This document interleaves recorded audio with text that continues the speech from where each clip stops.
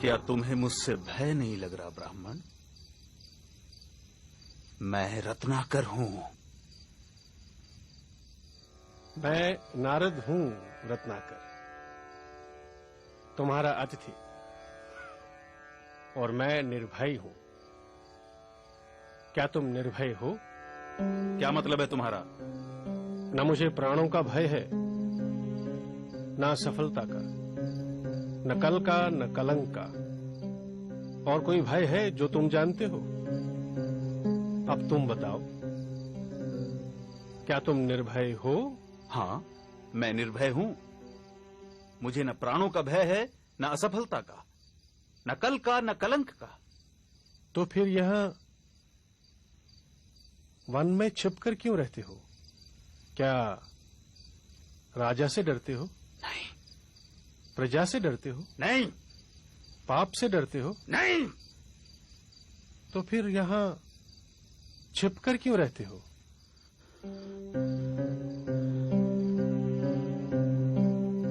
उत्तर मैं देता हूं। पाप करते हो और पाप से डरते हो।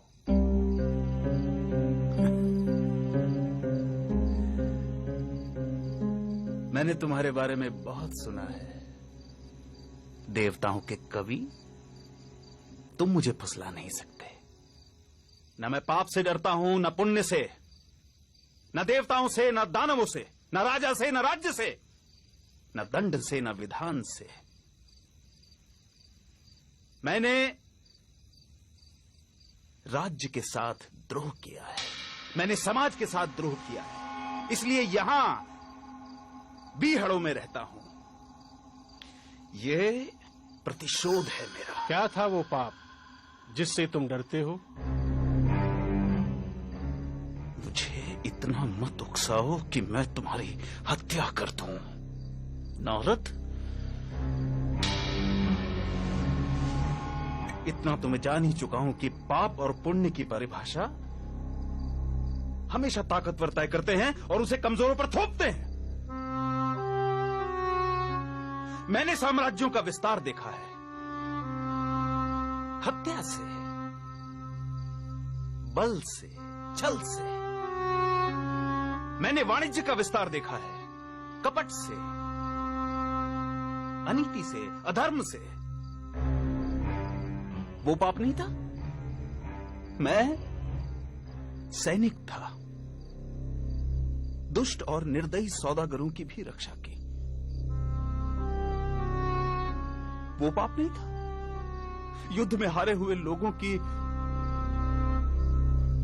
स्त्रियों के साथ पशुता का व्यवहार करने वाले सैनिकों की हत्या क्या की? मैं पापी हो गया। राजा, सेना और सेनापति का अपराधी हो गया मैं। क्या वो पाप था? दूसरों का पाप अपने पाप को सही नहीं ठहरा सकता रत्नाकर। मैं पापी नहीं हूं। कौन निर्णय करेगा? वो जो इस यात्रा में तुम्हारे साथ है या नहीं है? क्या तुम्हारी पत्नी, तुम्हारा पुत्र इस पाप में तुम्हारे साथ हैं? हाँ, वो क्यों नहीं साथ होंगे? मैं जो ये सब करता हूं उनके सुख के लिए तो करता हूं। तो जो तुम्हारे साथ हैं उन्हीं को निर्णायक बनाते हैं। जाओ, अपनी पत्नी से, अपने पुत्र से, अपने पिता से, अपने निकट संबंधियों से पूछ कर आओ, जो तुम कर रहे हो क्या वो पाप नहीं है? और क्या वो सब इस पाप में तुम्हारे साथ हैं, इस पाप के भागीदार हैं? सरदार, ये ब्राह्मण बहुत बोलता है, इसे मार दें।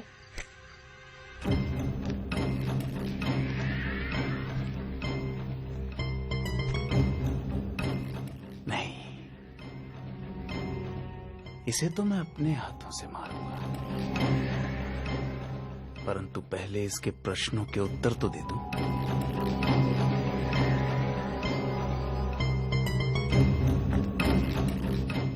मेरे आने तक इसे बांध कर रखो,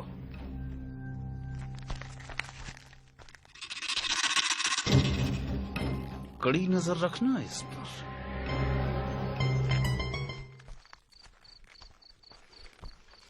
रत्नाकर, बेटा आज बहुत जल्दी आ गए तुम। कोई मोटा आसामी हाथ लगाए क्या?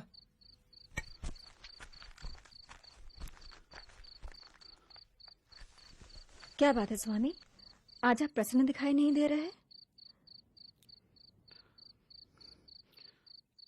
मैं जो कर रहा हूं क्या वो पाप है?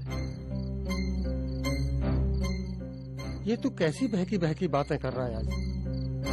तूने ज्यादा पी ली है क्या? क्या तुम मेरे पाप में भागीदार हो? ये तू क्या पूछ रहा है?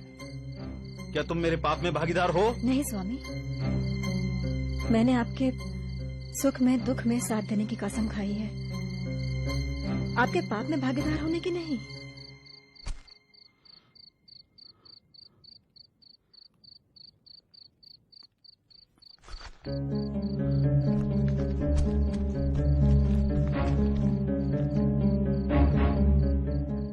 पिता, आप? बेटा, ये तो तेरी कमाई है, इसे मैं कैसे बांट सकता हूँ?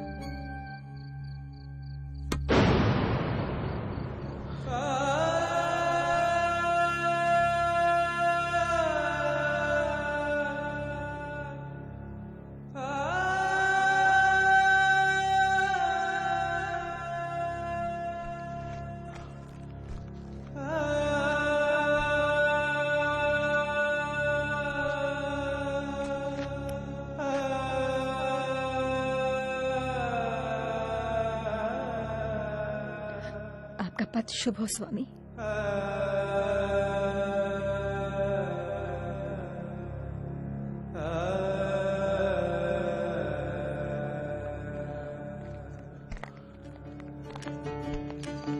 अपि चेत् सुदुराचारो भजते मामनन्यभाक् साधुरेव समन्तव्यः सम्यग् व्यवसितो हि सः।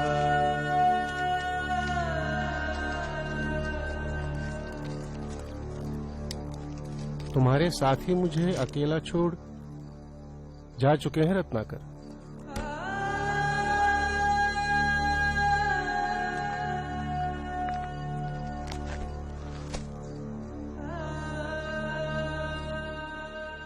क्षमा देवर्षि,